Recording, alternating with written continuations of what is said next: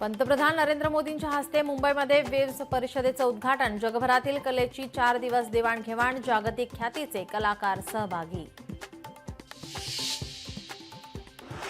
राष्ट्रीय सुरक्षा सल्लागार समितीची आज पहिली बैठक। माजी रॉ प्रमुख आलोक जोशी यांची समिती अध्यक्षपदी नियुक्ती। बदल केल्यानंतर पहिलीच बैठक। पाकिस्तानकडून पुन्हा एकदा शस्त्रसंधीचं उल्लंघन।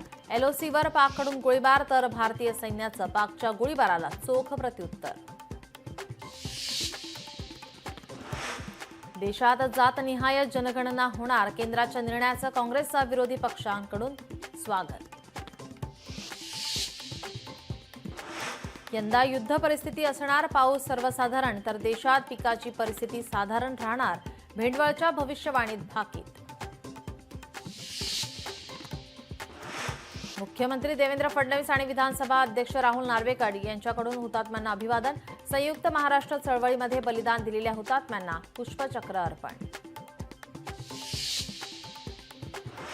महाराष्ट्र राज्याच्या 66व्या स्थापना दिनानिमित्त मुंबईतील शिवाजी पार्क येथे राज्यपालांच्या हस्ते ध्वजवंदन, मुख्यमंत्र्यांचीही उपस्थिती।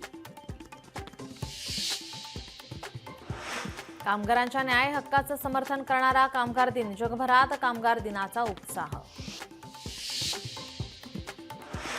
66व्या महाराष्ट्र स्थापना दिनानिमित्त मुख्यमंत्र्यांकडून वर्षा निवासस्थानी ध्वजवंदन तर उपमुख्यमंत्री अजित पवार यांच्या हस्ते पुण्यात ध्वजवंदन।